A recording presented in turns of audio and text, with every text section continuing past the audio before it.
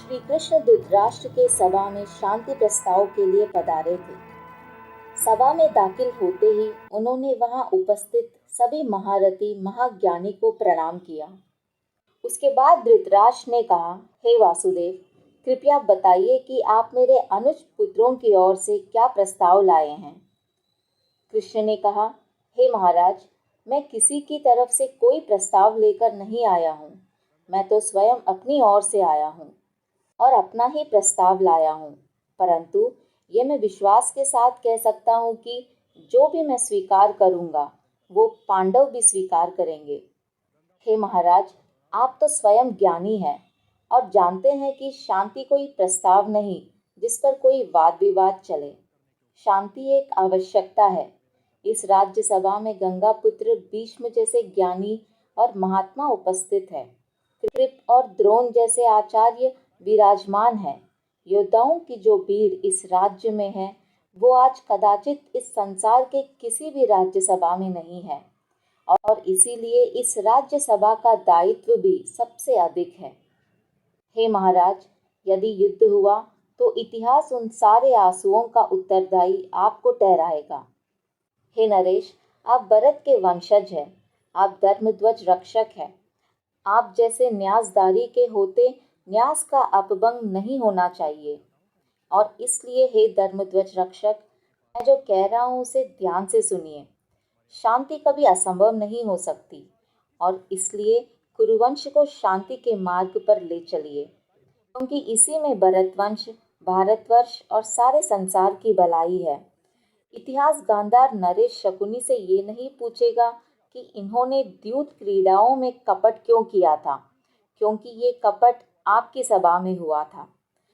इतिहास युवराज दुर्योधन से भी ये नहीं पूछेगा कि इन्होंने भरतकुल वधु को भरी सभा में क्यों घसीट कर लाया गया। इतिहास ये आप ही से पूछेगा महाराज, क्योंकि दुर्योधन आपके युवराज है।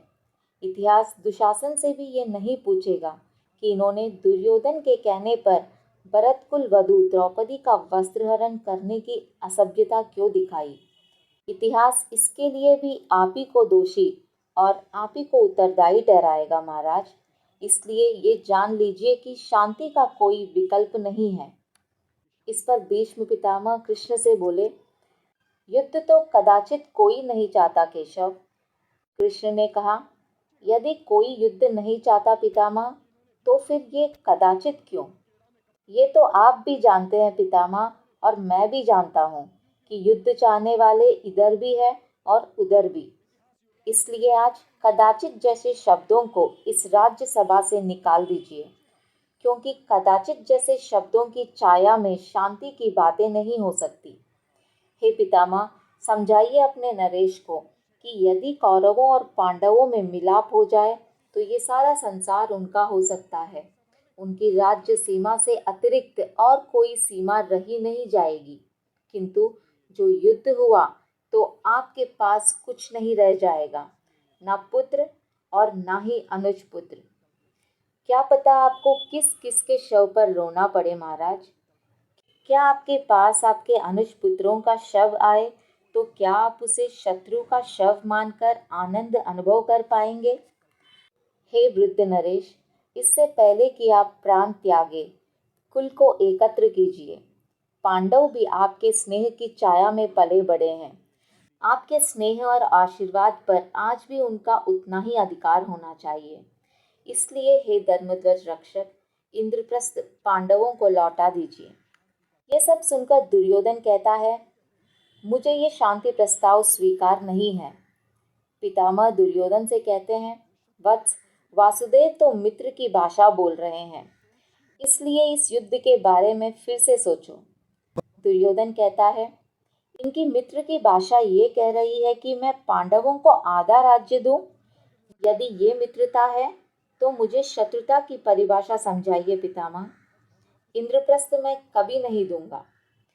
यदि वासुदेव के पास कोई और प्रस्ताव है तो मैं उस पर विचार कर सकता हूँ। इस पर श्री कृष्ण कहते हैं, हाँ, मेरे पास एक और प्रस्ताव है। यदि दुर्योधन इंद्रप्रस्थ रखना चाहते हैं तो अवश्य रख ले। मैं पांडवों की ओर से 5 गांव मांग रहा हूँ। अविस्तल, वराकस्थल, मकांदी, वर्नावत और कोई एक गांव, केवल 5 गांव। हे नरेश, यदि आप ये 5 गांव भी दे दे तो पांडव उन्हें पाकर संतुष्ट हो जाएंगे। इस प्रस्ताव पर भी दुर्योधन क्रोधित होकर बोलता है, मैं उन पांडवों को सुई की नोक जितनी भूमि भी नहीं दूंगा। इस पर कृष्ण दुर्योधन से कहते हैं, हे दुर्योधन, अपनी माताश्री गांधारी को अपने शव पर विलाप करने के लिए क्यों आमंत्रित कर रहे हो?